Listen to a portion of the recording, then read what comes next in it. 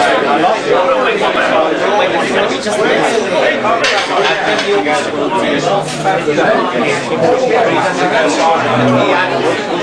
Leonard to make a short announcement about our events for the coming year. Derek. We're very proud of it. It's our 30th anniversary next year. Oh! 30th anniversary, of course, is the Pearl anniversary. So I tried to find a quote, a brilliant quote about pearls. And I looked up a fantastic humanist website called www.quotegarden.com/jewelry.html, and it says this, and I'm sure you'll agree this is appropriate. The pearl is the queen of gems and the gem of queens. We've got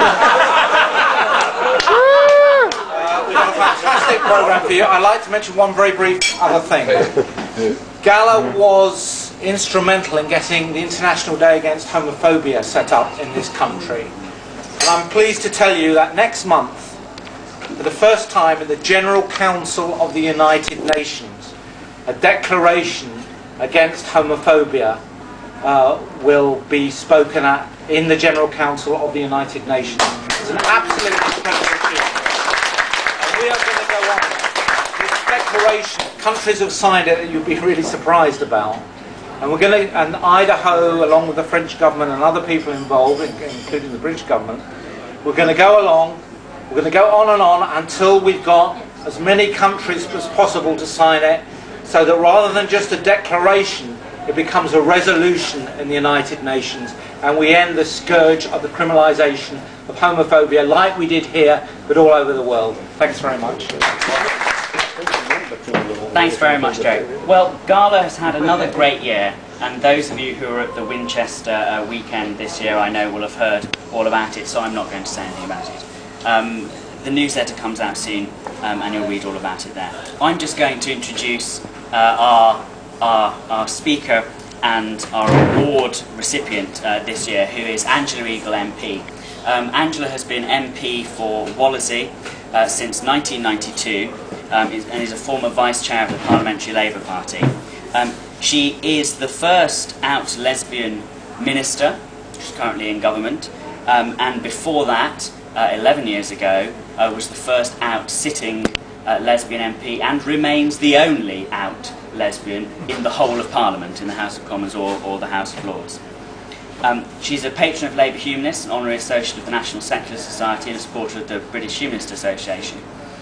It's very easy for humanists and gay humanists to think of lots of things in the last 10 or 11 years of the current government that haven't gone that well.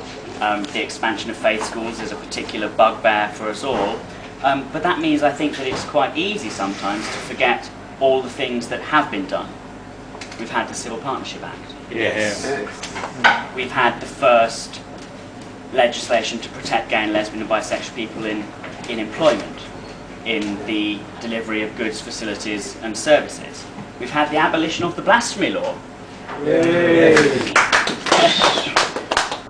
which Angela's sister, in fact, who is also in government, played a large part in, and which also many people in this room played a large part in too. We've had, in all sorts of ways, an enlargement of the protection that we enjoy as gay people, and, although modest, an increase in the secularisation of the state.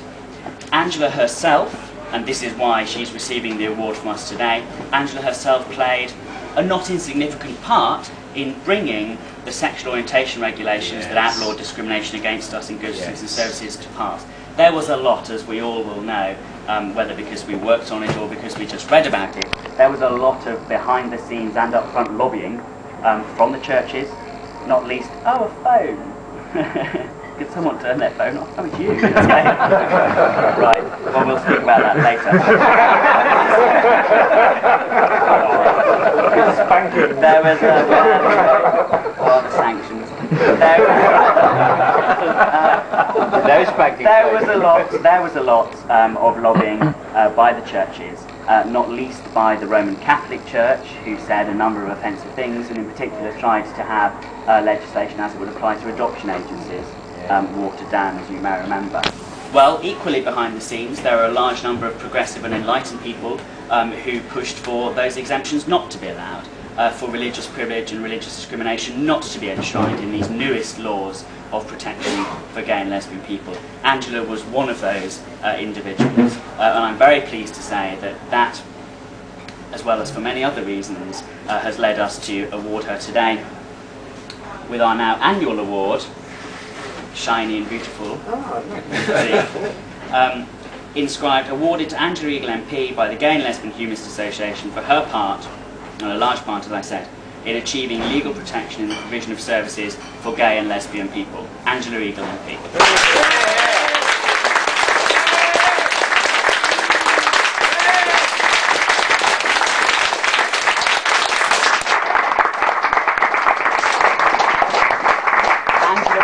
Speak for a few minutes, and she's also said she'd be happy to take a few questions after us before we have our coffee. Angela.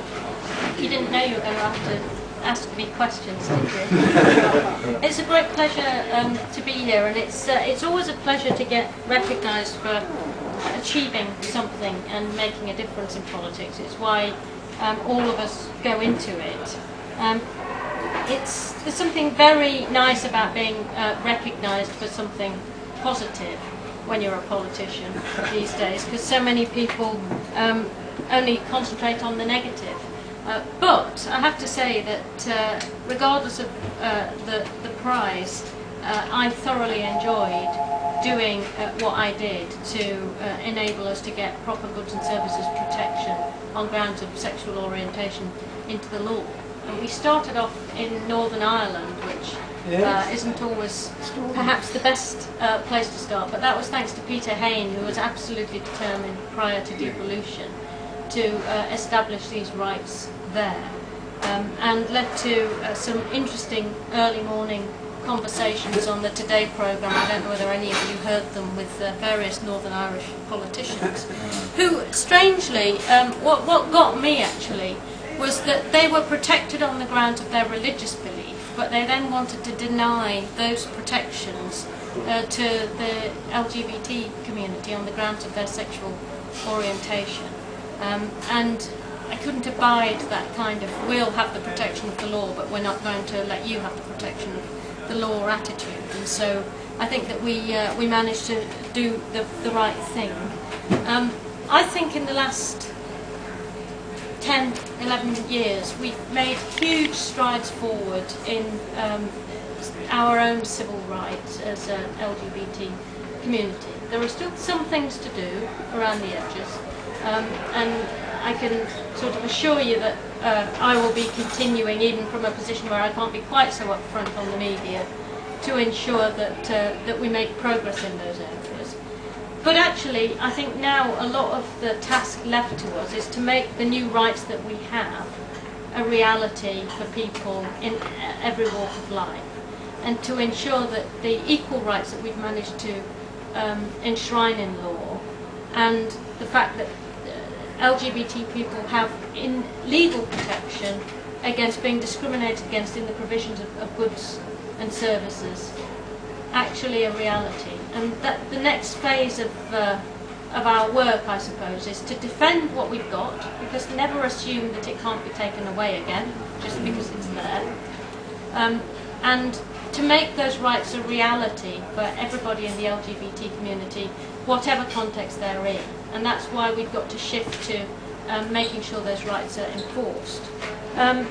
I noticed when we were doing all of this that there are some extraordinarily reactionary people, and one of the powers of being an out LGBT person, me as a lesbian, but also other gay colleagues, and those that aren't gay but are sympathetic to equal rights arguments in Parliament. It gives you a platform to work from, but I think when you are actually an out gay person, it gives you an extra power. I just want to talk to you about one day in the life of, during these battles. Because I was a vice chair of the Parliamentary Labour Party, an elected position by the way, I got to meet the Prime Minister, then Prime Minister Tony Blair, every week to tell him what was going on the backbenches and tell him what I thought we should be doing, or what collectively we thought should be happening.